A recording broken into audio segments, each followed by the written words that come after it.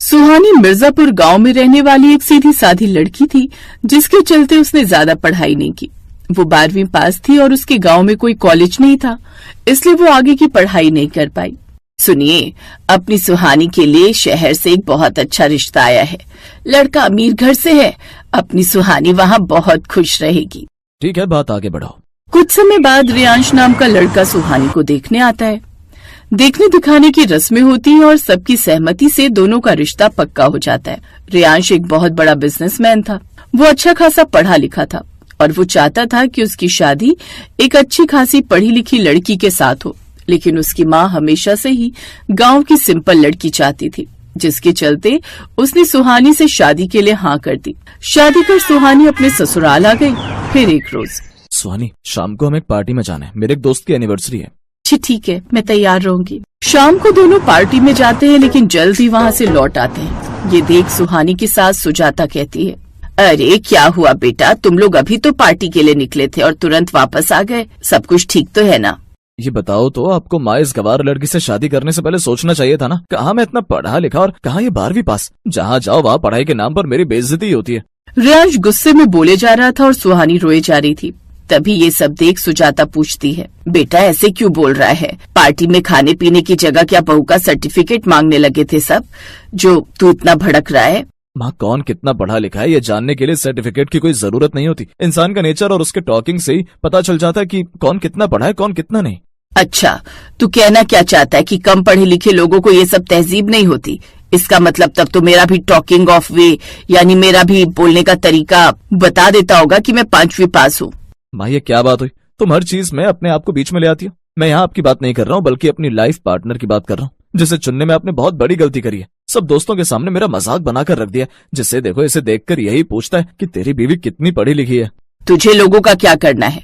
और बेटा, ये तेरी गलतफहमी है कि मैंने तेरे लिए लड़की चुनने में गलती कर दी, क्योंकि इस बात को तो तू मुझसे कोरे कागज पर लिखवा ले कि इस लड़की से बेहतर तुझे कोई लड़की नहीं मिल सकती तेरे जीवन साथी के रूप में। रहने दो माँ, आपसे बात करना यानी पत्थर से सर मारने के बराबर है, क्योंकि ये लाडली आपकी बहू है ना, इसीलिए तो आप मेरी सुनोगी नहीं। बस रियांश, बहुत हुआ। आखिर ऐसा हो क्या गया जो तू इतना गुस्सा हो रहा है? माँ, पार्टी में सब लोग आपस में इंग्लिश में बात कर रहे थे। जैसे ही मेरे एक दोस्त ने इंग्लिश में सुहानी से कुछ पूछा तो ये उसका जवाब नहीं दे पाई, बल्कि राजा हरिश्चंद्र की तरह सबको बताते फिर रही है कि मैं तो बस 12वीं पास हूँ और इसको इंग्लिश बोलना आता ही नहीं है। इसी बात पर सभी लोगों ने मेरा बहुत मजाक उड़ाया। और आप ही बताओ माँ, इसी वजह से मुझे जल्दी वापस आना पड़ा। बेटा, तो तुझे उन्हें जवाब देना चाहिए। बहू को ऐसे चोरी चुप के घर लेकर नहीं आना चाहिए। ऐसा करके तूने उन लोगों के सामने अपनी पत्नी की बेइज्जती की है। अच्छा, और इसने जो राजा हरिश्चंद्र बनकर मेरी बेइज्जती की उसका क्या? आप दोनों सास बहू ने तो मेरा जीना ही हराम कर रखा है। मन तो करता है कि यहाँ से बहुत दूर चला जाऊं आप दोनों को छोड़कर। इतना कहकर वो गुस्से में वहाँ से चला जाता है। सुहानी के कम पढ़े लिखे होने के कारण रियांश अब उससे सीधे मुंह बात तक नहीं करता था। एक दिन सुहानी की सहेली नैना उससे मिलने के लिए उसके ससुराल आती है। उसका इतना बड़ा आलिशान बंगला देखकर वो तो दंग रह जाती है और सुहानी को गले लगाते हुए बोलती है, वाह यार, क्या शानदार ससुराल है तेरा तो। ये तो महल है, महल। अच्छा ये बता कि तू यहाँ क्या कर रही है? तू तो गांव में थी ना? हाँ यार, थी तो गांव में, लेकिन जैसे तेरी किस्मत तुझे यहाँ ले आई, वैसे ही मेरी किस्मत भी मुझे यहाँ ले आई। मेरे पति को यहाँ बहुत अच्छी नौकरी मिल गई, हम यहाँ पर शिफ्ट हो गए। बहुत अच्छा किया। तभी वहाँ रियांश आ जाता है, जिसे देख सुहानी कहती है, रियांशी, ये मेरी दोस्त नैना है। इसके पति की यहाँ पर बहुत अच्छी नौकरी लग गई है, अब ये भी शहर में ही रहेंगे। हाँ, तो ये भी तुम्हारी तरह गवार है, तो पड़ी रहेंगी शहर के किसी कोने में। मुझे ऑफिस के लिए लेट हो रहा है, मैं जा रहा हूँ।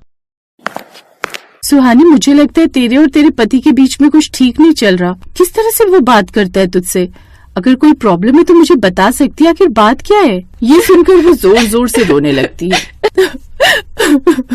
मेरे पति को एक अच्छी पढ़ी लिखी और अपने स्टैंडर्ड की लड़की चाहिए थी, लेकिन मैं कम पढ़ी लिखी हूँ ना, इसलिए वो मुझे पसंद नहीं करते हैं। हाँ, तो इसमें तेरी कहाँ गलती है? तू तो पढ़ने में कितनी तेज है, लेकिन अब अपनी मजबूरियों के कारण तू आगे नहीं पढ़ पाई, तो इसमें तेरी क्या गलती?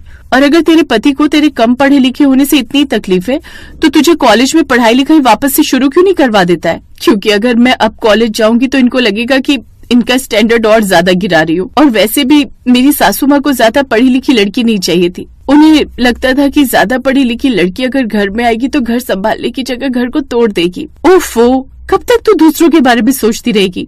कभी तो अपने बारे में सोच। सुहानी और नैना की सारी बातें उसकी सास सुन लेती है और उसके जाने के बाद वो अपनी बहू के पास आकर बोलती है, मुझे माफ कर दे बहू, मुझे नहीं पता था कि तूने मेरे कारण अपने पढ़ाई के अरमानों को दबा कर रखा हुआ है और रोज अपने पति से अपनी बेइज्जती करवाती है। अब किसी को बुरा लगे या अच्छा, लेकिन मैं तुझे आगे पढ़ाऊंगी। सुहानी की सास अगले दिन एक प्रोफेसर को कॉल करती है जो कि उसके पति का बहुत अच्छा दोस्त था और अपनी बहू का एडमिशन कॉलेज में करवा देती है ताकि वो अपने पति के स्टैंडर्ड की हो सके।